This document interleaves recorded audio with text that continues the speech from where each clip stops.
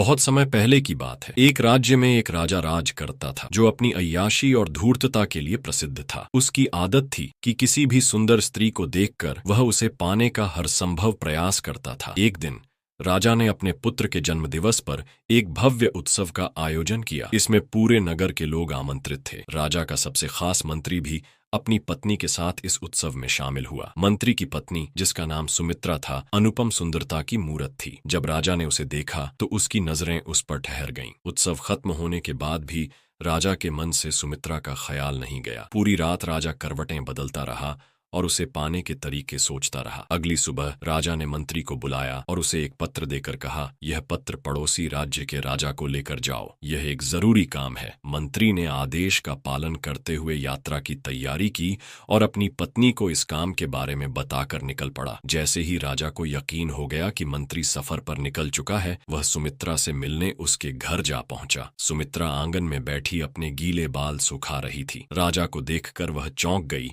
लेकिन उसने तुरंत अपने होश संभाले। सुमित्रा ने राजा का स्वागत किया और उसकी खातिरदारी की। राजा ने मौका पाकर सुमित्रा से कहा, तुम्हारी सुंदरता बेजोड़ है, मैं तुम्हें अपने साथ रखना चाहता हूँ। सुमित्रा राजा के इरादे पहले ही भांप चुकी थी। उसने साहसपूर्वक कहा, महाराज, शेर जंगल का राजा होता है, क्या उसे शोभा देता है कि वह गंदगी में मुंह मारे? यदि न्याय करने वाला राजा ही अन्याय करने लगे तो प्रजा का क्या होगा? सुमित्रा की बात सुनकर राजा शर्मिंदा हो गया। उसने अपने किए पर पश्चाताप किया और बिना कुछ कहे वहां से चला गया। इसी बीच मंत्री आधे रास्ते में था, तभी उसे याद आया कि राजा का दिया पत्र वह घर पर ही भूल आया है। वह वापस घर लौटा। जैसे ही उसने राजा का घोड़ा अपने घर के बाहर देखा, वह परेशान हो गया, लेकिन उसने बिना किसी को कुछ कहे पत्र उठाया और अपनी यात्रा पर निकल पड़ा। जब मंत्री राजा के दरबार में लौटा तो राजा ने उसे पुरस्कार स्वरूप कई हीरे जवाहरात दिए। मंत्री ने वे सारे रत्न अपनी पत्नी सुमित्रा को दे दिए। कुछ दिनों बाद सुमित्रा के भाई मंत्री के पास पहुंचे और पूछा, तुमने हमारी बहन को उसके मायके क्यों भेज दिया? मंत्री ने कोई जवाब नहीं दिया। भाई राजा के पास शिकायत लेकर पहुंचे। राजा ने मंत्री को दरबार में बुलाया और पूछा, तुमने अपनी पत्नी को क्यों छोड़ा?